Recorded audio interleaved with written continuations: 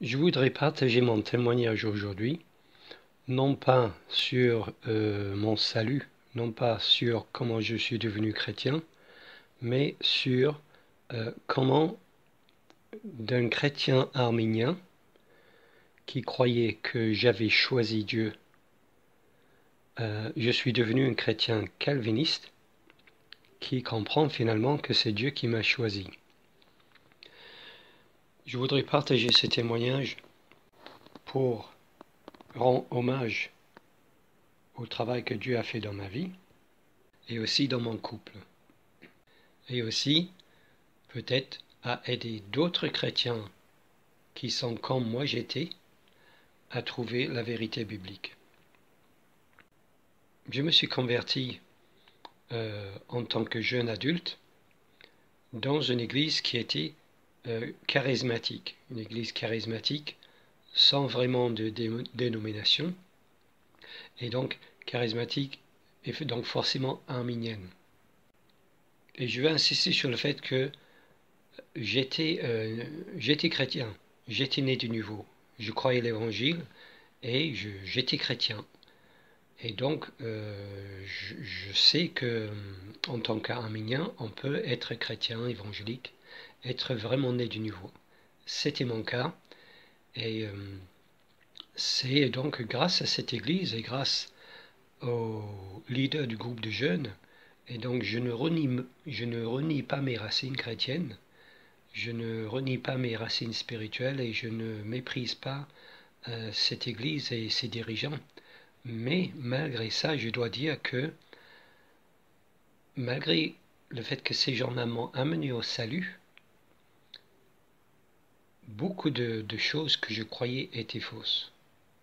Que ça soit sur le salut, que ça soit sur Dieu, que ça soit sur moi-même, beaucoup de choses que je croyais étaient fausses, mais il y avait quand même assez de vérité dans ce qu'ils ont dit pour que je puisse croire l'évangile et être sauvé. Par exemple, un des enseignements de cette église est quelque chose que je croyais et que j'enseignais moi-même aux autres, c'est que il y avait au fond de mon cœur une petite étincelle de grâce divine qui explique pourquoi moi j'ai cru à l'évangile alors que mon meilleur ami ne l'a pas cru. C'est-à-dire que pour donner une explication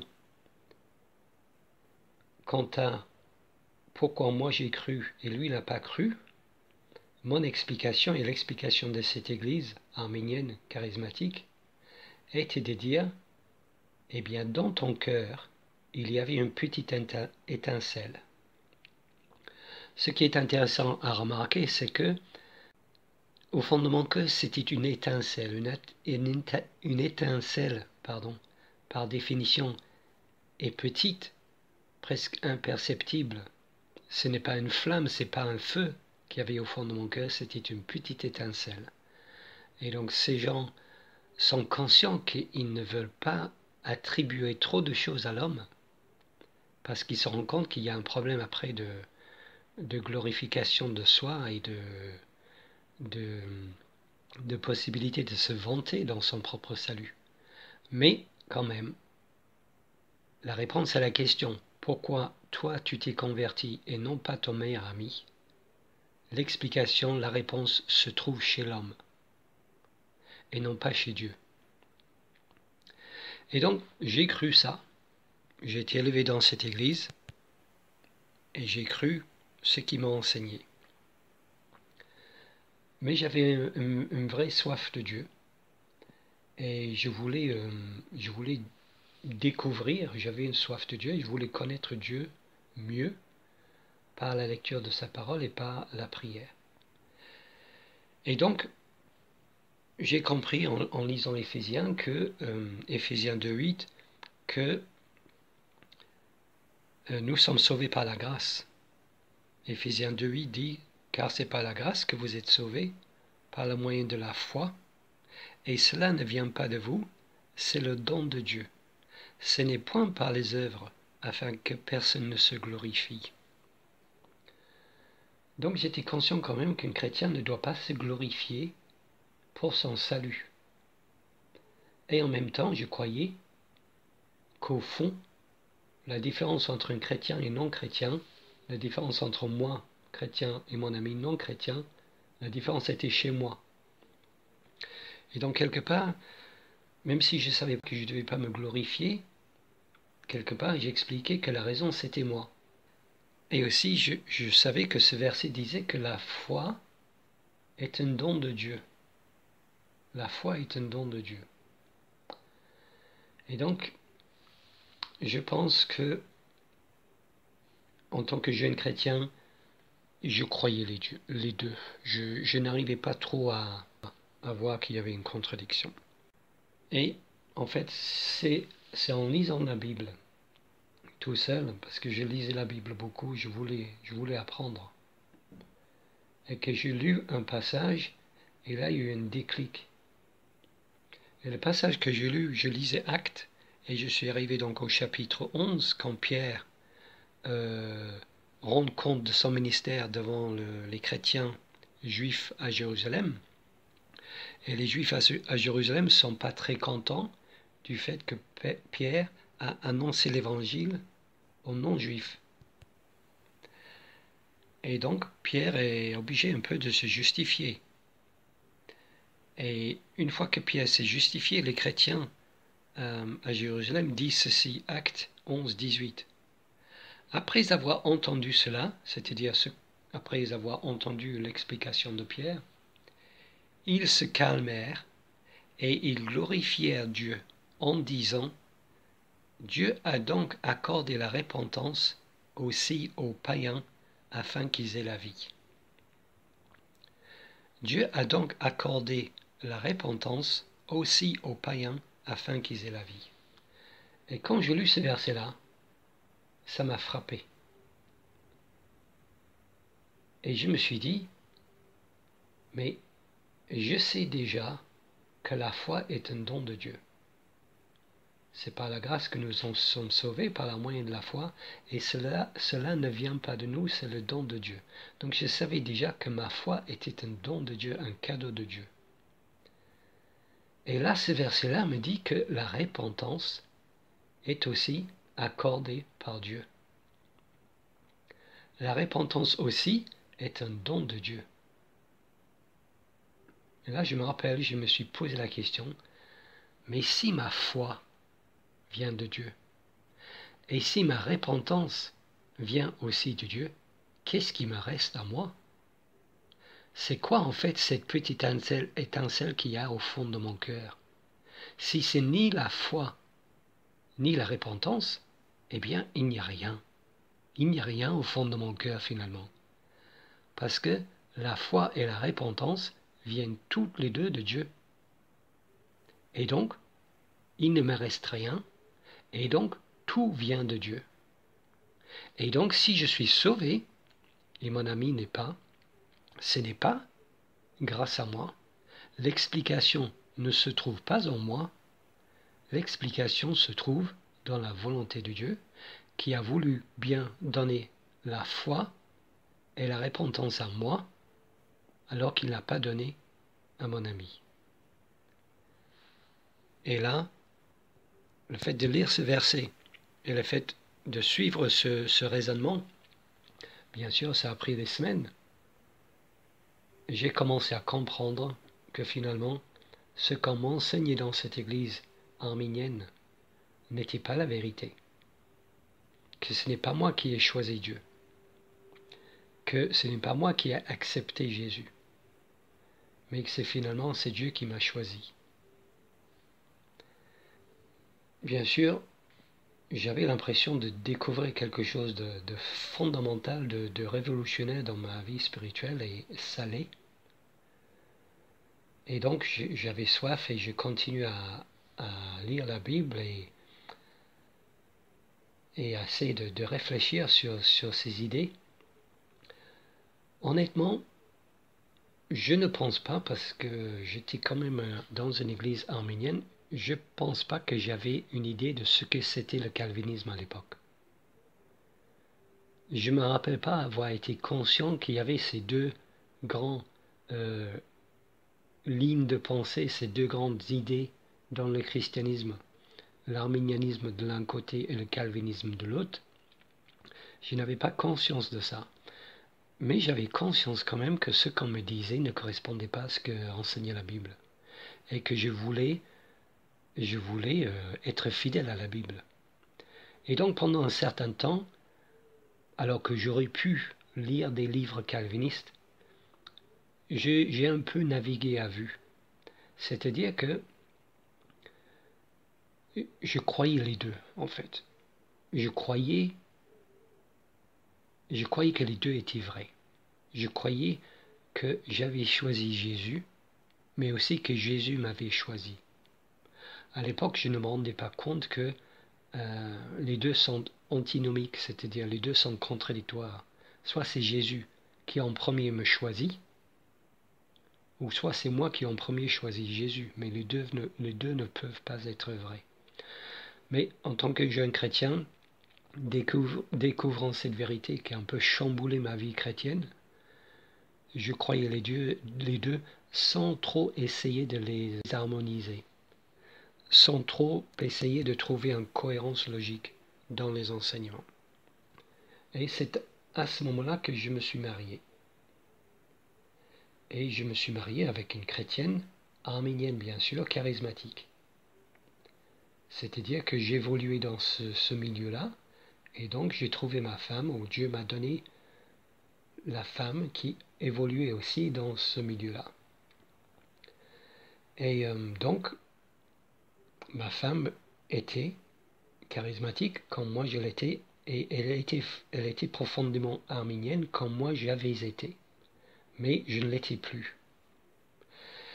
Et donc, au fur et à mesure que j'étudiais et que j'essayais de comprendre et j'étudiais la Bible, je me rendais compte quand même que le poids biblique, le poids de l'enseignement biblique est calviniste. Et au fur et à mesure que les mois et les années passaient, je m'éloignais de plus en plus de l'arminianisme pour aller vers le calvinisme, en ce qui concerne la souveraineté de Dieu, en ce qui concerne la nature pécheresse de l'homme, et en ce qui concerne notre salut. Et bien sûr, je voulais partager mes découvertes spirituelles avec mon épouse. Mais mon épouse était contre, hostile. Cela mettait beaucoup de choses en cause pour elle. Toute son éducation chrétienne, elle était élevée dans une famille chrétienne, charismatique, pentecôtiste. Et donc, cela mettait tout ça en cause. Et c'était très difficile pour elle de dire, d'ailleurs ça l'est pour n'importe qui, c'était très difficile pour elle de dire que tout ça, tout ce qu'elle avait appris là-dessus était faux.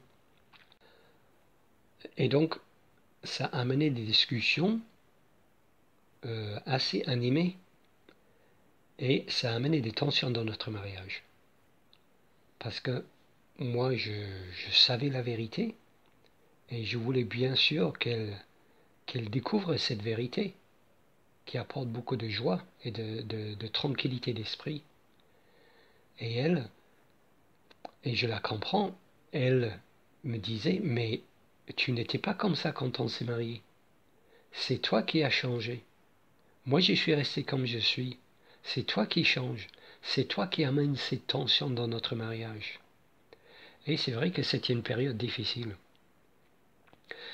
Et je me rappelle, je priais et j'étais assez inquiet. Et j'apportais ces inquiétudes au Seigneur en disant, Seigneur, tu sais que je connais la vérité, mais tu vois à quel point mon épouse est hostile et ne veut pas savoir. Et je te demande d'agir dans son cœur. Et je me rappelle, un soir, on rentrait en voiture de chez ses parents, qui sont des chrétiens, arméniens aussi, charismatiques. Et je lui ai dit, est-ce que je peux t'en parler cette dernière fois? est-ce que je peux juste t'expliquer une dernière fois ma position? Et si, une fois que j'ai fini, tu es toujours contre, je n'en parlerai plus. Et elle me dit, oui, tu peux me dire une dernière fois et après tu n'en parleras plus. Et on était dans la voiture, et là j'ai commencé à réexpliquer ce que c'était la souveraineté de Dieu, que c'est Dieu qui nous choisit, et qui choisit qui il veut selon sa bonne volonté, et que nous n'apportons rien. Et à un moment donné, le Seigneur a fait un miracle. Elle a eu une révélation, c'est-à-dire qu'il lui a ouvert son esprit pour qu'elle comprenne et pour qu'elle y croie. À un moment donné, elle m'a dit, « Ok, c'est bon, arrête, j'ai compris. » Elle a commencé à pleurer et elle a dit, « Mais pourquoi moi? Pourquoi est-ce qu'il m'a choisi moi? » Elle a dit, « Mais ça apporte un tel sentiment d'humilité. » Et là, je voyais vraiment, j'ai vraiment vu que Dieu avait touché son cœur. Et avec son attitude et sa réponse, que c'était une vraie révélation qu'elle a eue de Dieu. Parce que c'est vrai que cet enseignement sur la souveraineté de Dieu, ça amène la question, mais pourquoi moi, Seigneur? Quelle grâce de m'avoir choisi, une misérable pécheur comme moi. Et depuis ce jour-là, eh bien, ma femme est calviniste. Dieu a sauvé mon mariage quelque part, en ouvrant le cœur de l'esprit de ma femme pour qu'elle puisse comprendre et croire ces vérités bibliques. Et je suis reconnaissant, bien sûr, infiniment reconnaissant à Dieu de m'avoir conduit vers ces vérités bibliques pour que je les comprenne moi et que j'y croie, mais doublement reconnaissant pour qu'il fasse aussi ce miracle qui était vraiment beaucoup plus radical chez mon épouse que chez moi. Moi, c'était plutôt un cheminement logique, alors qu'elle, c'était vraiment une révélation instantanée de la part du Seigneur. Et donc, mon épouse maintenant est consciente ce qui lui plaît, ce qui le prend aux tripes, ce qui la fait vibrer, c'est la grandeur de Dieu. Maintenant, elle comprend à quel point Dieu est grand, à quel point Dieu est Dieu. Et c'est ce message-là qu'elle a envie de partager, à quel point nous sommes petits, nous ne sommes rien à côté de lui, à quel point il est majestueux et il est souverain.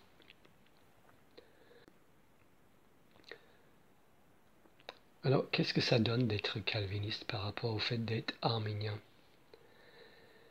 Eh bien, ça remet les choses en place. J'ai compris maintenant, ce que je n'avais pas compris en tant qu'arménien, que le christianisme, c'est un système de pensée cohérent. En tant qu'arménien, je croyais à des vérités, mais des vérités un peu